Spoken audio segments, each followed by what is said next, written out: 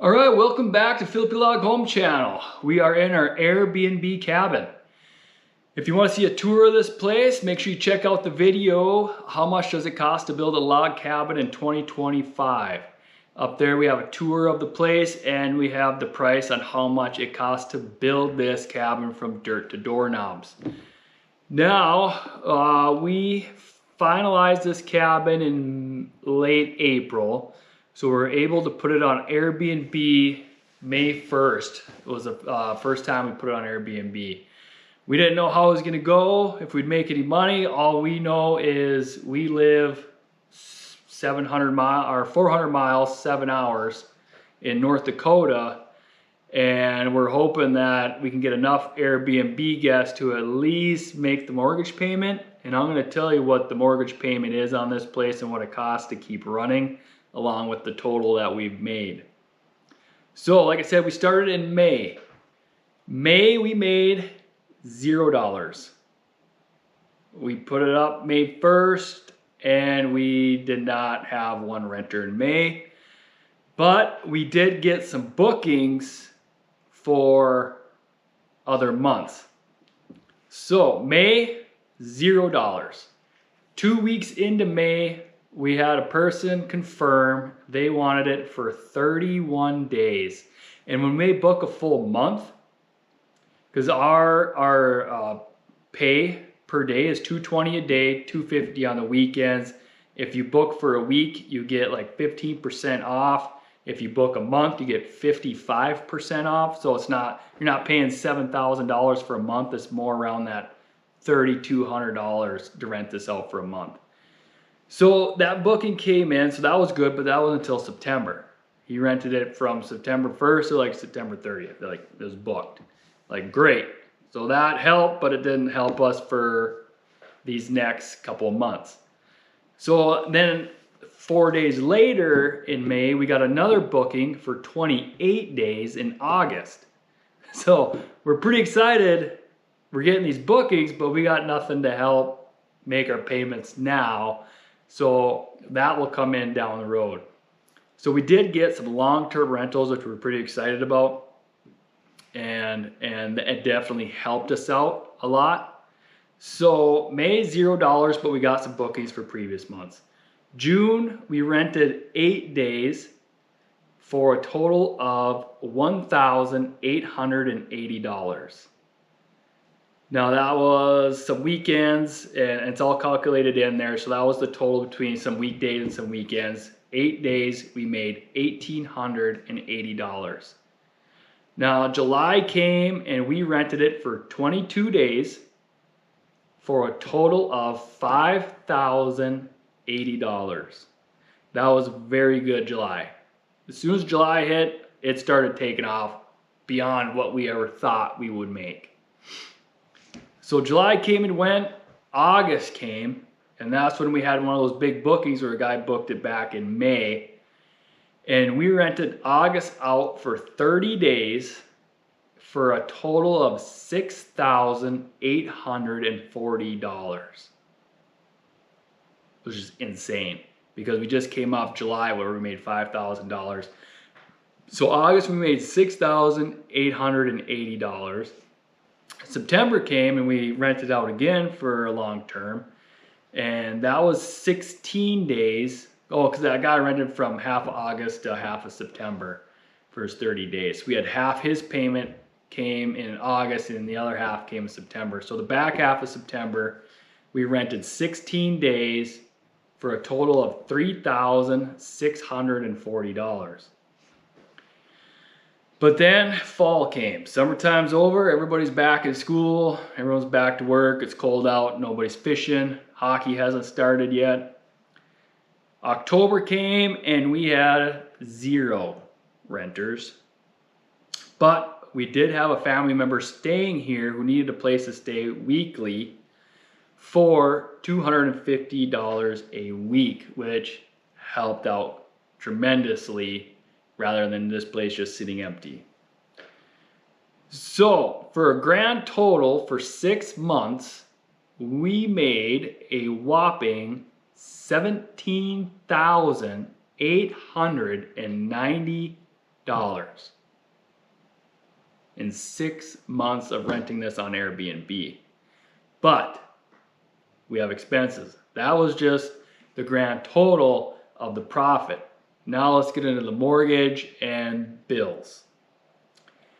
So at $17,890, we have 6 months of mortgage payments. Now our mortgage payments are $1,350 per month that we have to pay the bank. So 6 months of mortgage payments came out to $8,100. So you got to take that out of that $17,000. We have electricity, which we've been averaging like $125, $130. So after added up all our electricity bills in the last 6 months, we paid $800. That comes out of that $17,000. And then our garbage for the last 6 months was $240. Our cleaning fee for the cleaners that got to come in after our tenants, we paid $550. We have to pay someone to mow because we don't live here. And that was another $200. And we have to buy the cleaning supplies and everything else here as well. So we have another $300 in miscellaneous cleaning supplies. So that leaves us, after $17,890 gross, after all the bills are paid, that leaves us with $7,220 roughly. And then with that, we're still putting that into the cabin, buying decor stuff. We still got to buy cleaning supplies. So it dwindles down pretty fast. Now that's the first 6 months profit was $7,220. We still need to build a shed to keep our lawnmower and stuff in. And so, you know, that's gonna be another $1,000 for a nice decent shed in the back. And we are in the slow time. So now we are in November and we have 0 bookings. So out of that $7,000, now it cost us $1,600 a month in bills just to keep this place running with internet, all that stuff. So with that, we have zero bookings. So we're back to 16, we're out of that 7,000, we're down another 1,600. I'll be making another 6-month updated video or for our total 1-year video to see if we can make it up in the winter time. I'm hoping so. Up here in northern Minnesota, we're in Hockeytown, USA. There is a lot of hockey tournaments up here. I'm hoping we'll get some bookings for hockey. We're on the walleye capital of the world. Our cabin is just 2.5 miles from the lake. I'm hoping to get some fishermen up, some ice fishermen up for the winter. So I'm hoping we can break even by May. is our goal. It'd be nice just to get enough just to keep making the payments. Okay, so that's it. We'll be doing a 1-year video to see if we do get some listings. I said it's November now. Will we get some listings? I hope so. I know we have a couple, but not enough to make even a mortgage payment yet, let alone the cleaning fees and electricity, internet, all that good stuff.